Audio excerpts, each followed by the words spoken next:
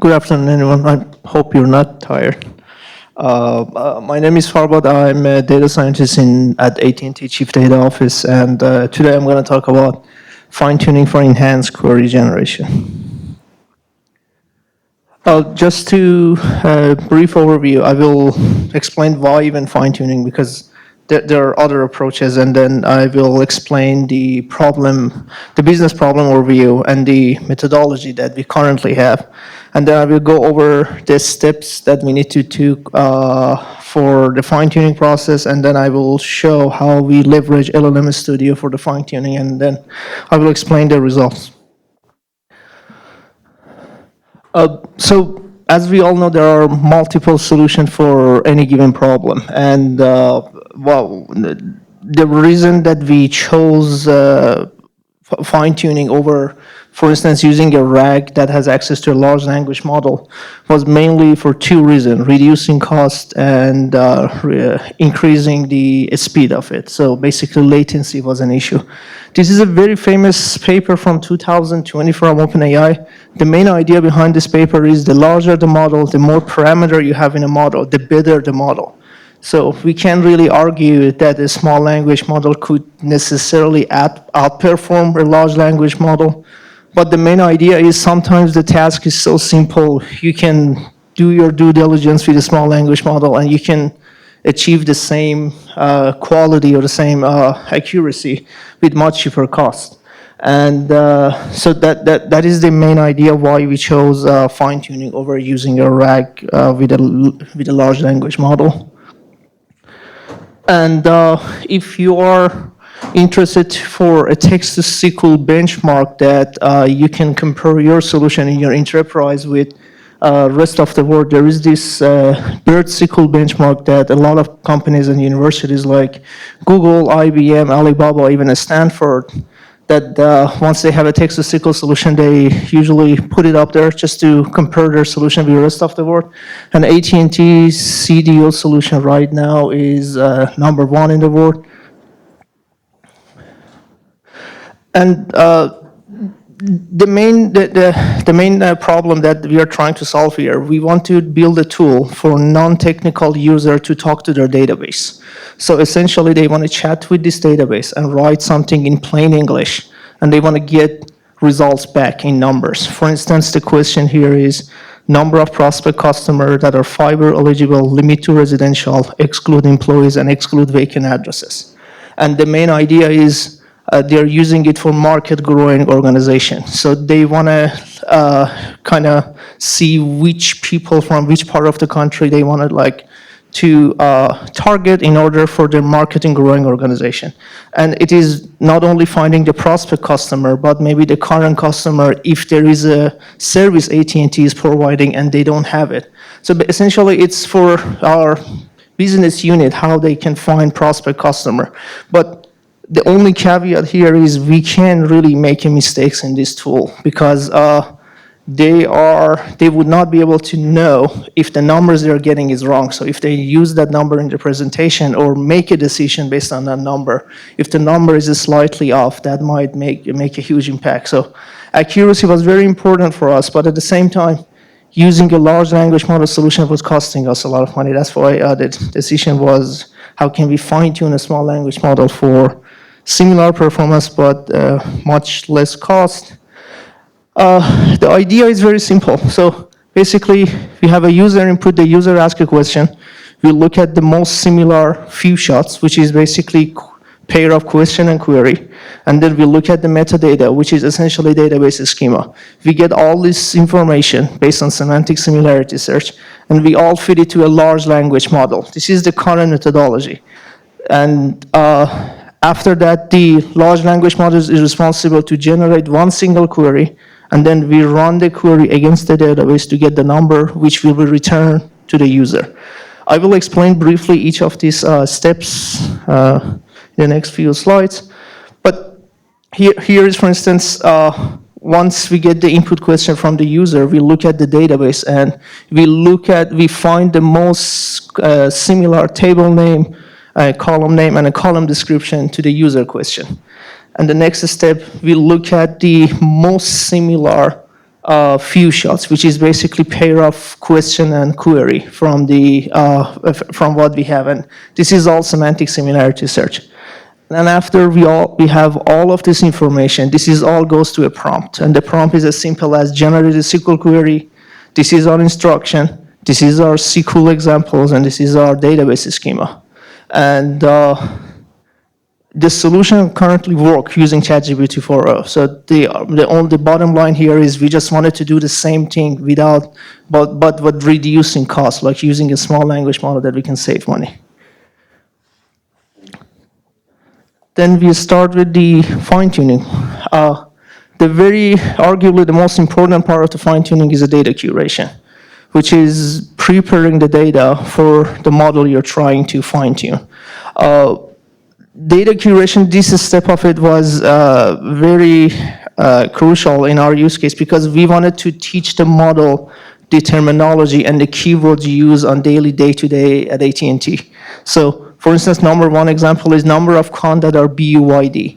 That's a very common question our business unit usually want to ask the chatbot.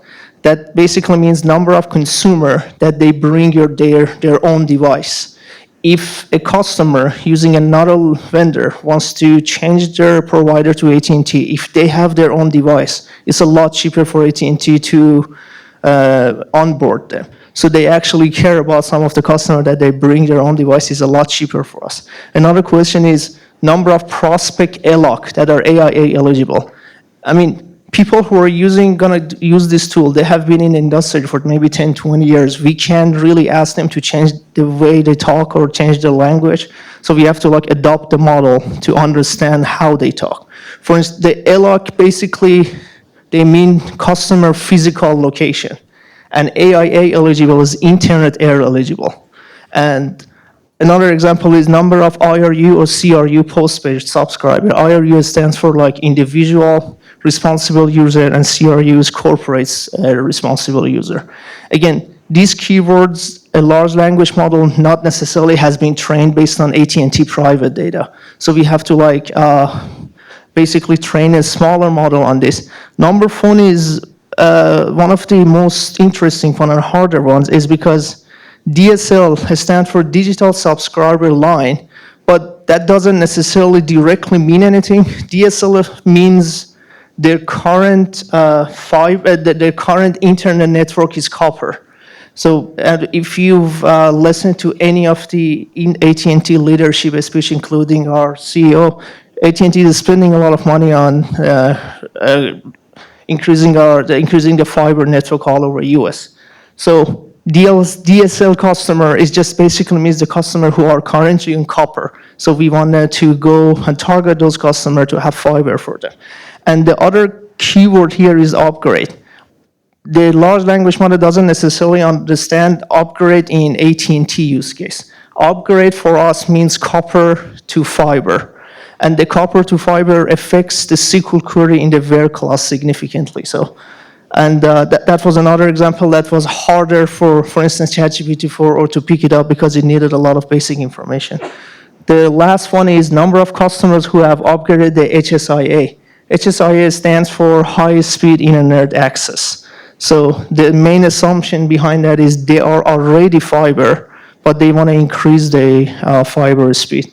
And the other assumption is their internet speed is at least 100 megabytes per second. So these assumptions are like a large language model doesn't necessarily like know, so we had to like train a model to know about this information. The other important part in our fine-tuning effort was we needed to have consistency in our data in the training part. For instance, in a SQL programming side, it doesn't really matter if you have your code capitalized or lowercase or the first letter is capitalized because it is in case sensitive. What is extremely important, your where clause to be exactly as it is. For instance, the first line, if letter O is capitalized, that line of code would not run.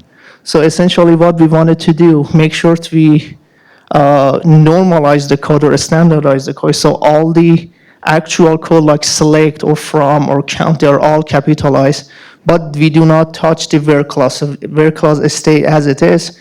Essentially the idea is like this.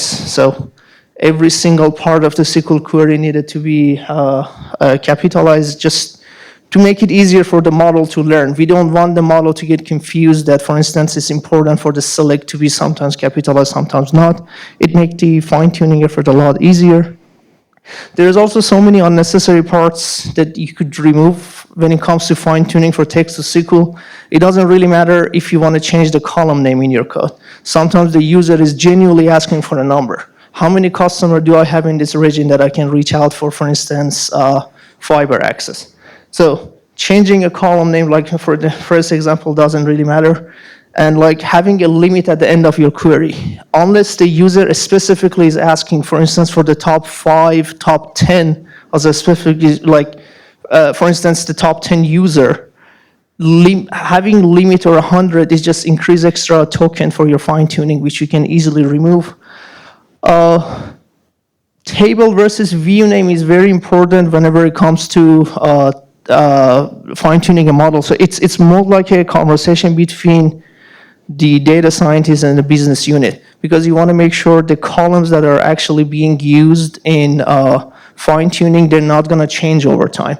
Sometimes people create views from the table name, and if you end up fine-tuning a model for your views, and all of a sudden, for any given reason, if they change that view, which very happen in business unit, your model would not perform. It's mostly like something that needs confirmation with the business unit. And so after the data profiling is over, the next step is, after data curation is over, the next step is data profiling. Data profiling essentially means providing extra information about columns within the database so the model understands what's going on behind the scene. For instance, one example is, let's say we are looking only for customers who currently have Samsung, because let's say we want to offer iPhone to them.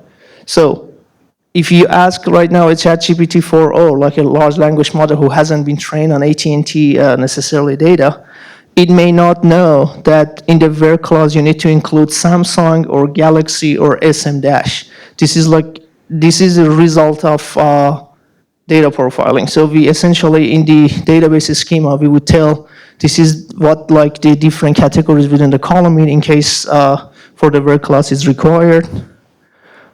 And after that, we have synthetic data generation after data profiling. If you can arguably talk to the business unit for them to provide more data, it's very essential to avoid synthetic data generation because there is so much legal barrier. You can't necessarily use GPT model to synthetically generate data and fine-tune Llama model. There is a legal barrier. Or you can't really use a larger Llama model to fine-tune a smaller model, because after you start making so much money out of it, you have to pay a loyalty fee to, for instance, Meta. So there's a lot of legal barrier how you can use synthetic data generation, and it's a lot easier if you invest the money on the business unit so they can actually sit down and give you the data that you need.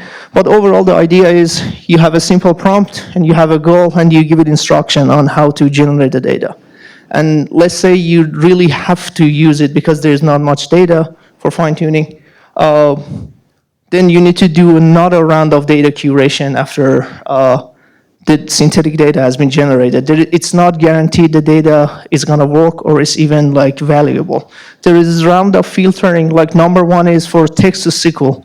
You can just simply run all of the generated query against the database. There is usually 10-20% drop just like there, because most likely the LLM has hallucinated and had put the wrong column in the query. And there's another way is you don't want like queries that are not optimized in the training set either. So basically, if the runtime is bigger than a threshold, you can simply remove those. But let's say after synthetic data generation, so we curated the data, we did the data profiling, and we synthetically generated data. Now is the time to choose what model do you want to fine-tune. You have multiple options, especially every day there are more models coming out. The one that we used was Llama 3 SQL Coder 8 billion parameter. And the main reason was because this model has already been fine-tuned using similar metadata. And that was really helpful for us, because if we just like retransform our metadata to look like what this model has already seen before, it could potentially make it a lot easier to for the model to pick it up and like learn your new data. So we end up using this model, and the rest is basically after doing all this analysis, which is mostly programming and coding, then the rest can be done on H2O LLM Studio, which is basically, this is the UI. What does the UI look like? The tool that we used was the grid search, which was very helpful in terms of finding the right parameter for your model. Just because your data is curated and you have clean data or you have done data profiling doesn't necessarily mean that a specific parameter would work for you. So you need to still to do a grid search. The most important metric that for our use case for the learning rate and the number of epoch, we had to have a very small learning rate because we didn't have much of data, so we wanted to give model extra time to learn this data and learn the pattern within our data. Also, usually 1 or 2 epoch is enough for fine-tuning, but we had to put 4 epochs work better for us because we wanted the model to go over the data over and over because there was not much data. And there's also a very interesting, useful tab, which is the logs of the model when it's being fine-tuned. It's very interesting to track the model performance. At the end of the day, you want your training loss to converge. If over time your training loss is not going down or is fluctuating a lot, that just means it's not gonna get fine-tuned. So you don't really need to waste time. If it's not converging, you can stop it and research what's going on. And if you don't like looking at the numbers and you prefer visualization, there's also a tab that shows on the plot on the right side especially. That one, you genuinely want that pattern to be decreasing. So you actually see the fine-tuned model is able to pick up what's going on. And finally, we did have the ChatGPT 4.0, which is the initial solution, and then the Llama SQL Coder 8 billion parameter base. And we also did fine-tune with the whole process that I just explained. More than accuracy and latency, most important part was the cost. GPT 4.0 costs around 2 cents per call. Per call basically means every time is one of our agent or one of our AT&T employees wants to use this chatbot, it would cost us 2 cents. And they're gonna use it over and over, multiple people every single day. And Llama 3 is effectively free because we just have to pay for the storage and the electricity. And it's significantly cheaper than ChatGPT 4.0. And thank you.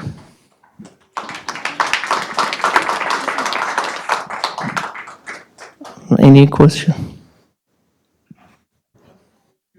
Did you perform parameter efficient fine-tuning, or did you fine-tune on using all the parameters available from the?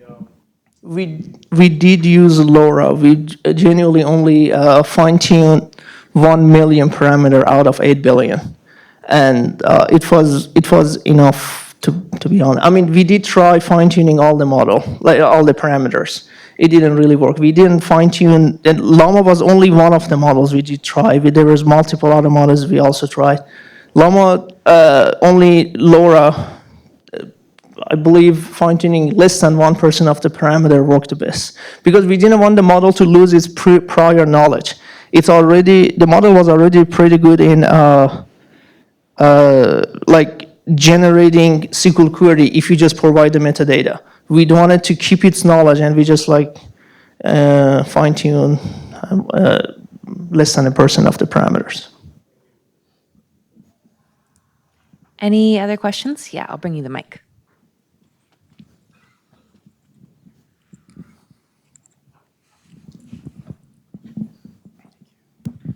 What were some of the feedback from the users in terms of the accuracy of what was produced, in terms of, like, you asked how many addresses, right?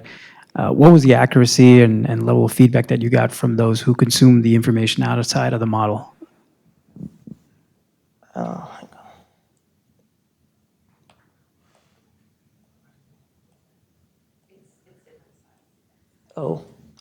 So There was the very last slide I was, can you pull it up for a second? Yeah, I believe it was the Yeah. how many addresses are available and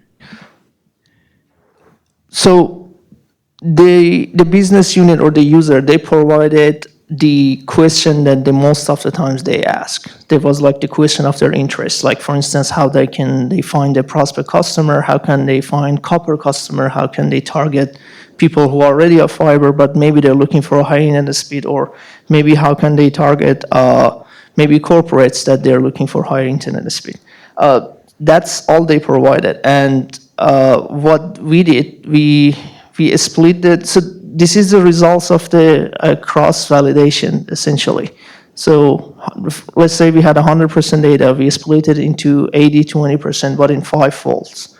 And every time we train it on 80%, it's not the most efficient way when it comes to fine-tuning, because you have to fine-tune 5 times. But because we didn't have enough data, there was this argument that what if your test set is just the easiest one? So they wanted us to make sure the model performance is actually accurate. But essentially, in 5 different times, we trained based on 80%, predicted the 20, and the average accuracy was around 91%. And but accuracy here, by the way, means it doesn't use any of the traditional metrics like BERT, BART, ROG, or BLUE score. It's literally running the query against the database. We care about the number coming back to the database. Like if we have, for instance, 2 million customer under a specific condition, we want to actually get that number back. If the number is slightly off, that means the query is wrong. Great, thank you. I think we have time for one more question before our next panel. I'll come to you. You talked about finding a few examples that were similar. What was the process of finding the examples? I think in the process you said that. Which one exactly?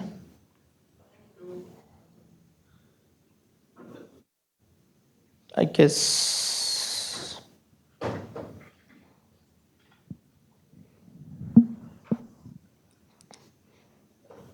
Is that what you're referring? No, please go back. Go back more.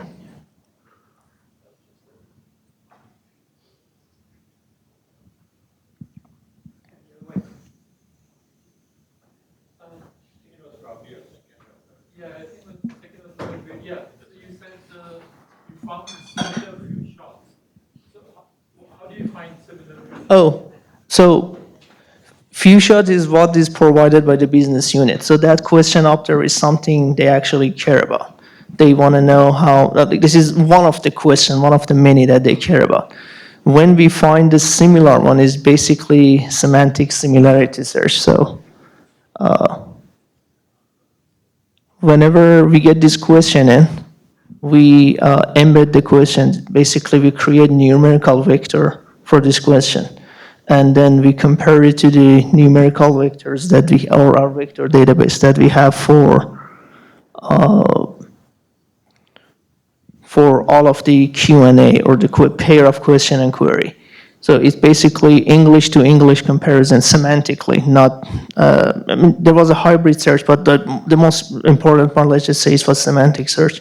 And then that's how we return the most similar pair of like few shots or pair of Q&A that is similar to the input question. So the stored embedding was of the English text and the query. So there were 2 vector database. Number one is the questions from the pair of question and query. And the reason behind it is because question and code are not semantically really similar. So we only embedded the question from this part, which is plain English. And we embedded the column description from the last one.